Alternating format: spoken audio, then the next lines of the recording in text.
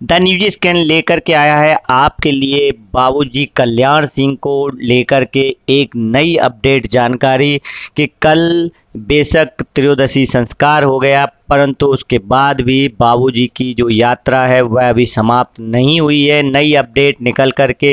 आ रही है कि जो बाबूजी के जो अस्थि कलश थे, जो कि पिछले 27 अगस्त को नरोरा स्थित जो गंगा घाट है वहाँ पर विसर्जित किए गई थी, उनकी अस्थियां वहां से 4 अस्थि कलश लाए गए थे, कल्याण सिंह के पैतृक गांव मढ़ौली में रखे गए थे। तो अब जो है, जो अब 5 सितंबर आ रहा है, यानी इसी रविवार को जो अस्थि कलश हैं बाबूजी के, वह 2 जिलों में ले जाए जाएंगे। वो 2 जिले बहुत महत्वपूर्ण हैं बाबूजी को लेकर के, क्योंकि उन 2 जिलों से बाबूजी सांसद भी रहे, वह उनकी कर्म भूमि भी रही। यानी कि आप समझ गए होंगे, एटा और कासगंज बाबूजी की कर्म भूमि रही है। यहाँ से वह सांसद भी रहे हैं और यहाँ से लोग उनसे मिलने के लिए जयपुर भी जाते थे जब वह राजस्थान के राज्यपाल थे। तो यही अपडेट निकल करके आ रहा है कि इस 5 सितंबर को रविवार को जो अस्थि कलश हैं वह कासगंज की सोरो स्थित गंगा नदी में विसर्जित किए जाएगा, और उससे पहले इन दोनों जिलों में एटा और कासगंज में दर्शन के लिए अस्थि कलश को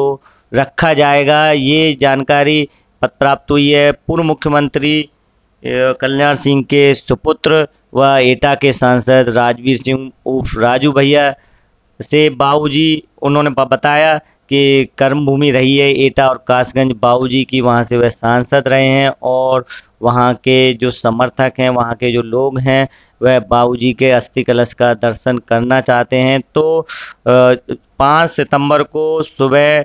10 बजे से मढ़ौली, जो कि पैतृक गांव है कल्याण सिंह का, वहाँ से अस्थि कलश को लेकर के रवाना होंगे और फिर वह एटा और कासगंज जिलों में भ्रमण करने के बाद, जो कासगंज जिले में इस सोरो स्थित एक गंगा घाट है, वहाँ पर अस्थियों का विसर्जन किया जाएगा। और एक जानकारी कि इसके बाद 3 कलश बचते हैं, तो जो 3 कलश हैं उनकी अस्थियों को जो प्लानिंग है वह अयोध्या, जिसमें से एक है अयोध्या के सरयू नदी पर, दूसरा है प्रयागराज में संगम पर, और तीसरा है हरिद्वार में गंगा नदी में विसर्जित करने की। तो उसकी भी उसके बाद प्लानिंग है, परंतु अभी इनकी कोई भी डेट तय नहीं हुई है। और ये सुनने में आया है कि इसी हफ्ते इसकी डेट भी तय होगी और इन तीनों जगहों पर भी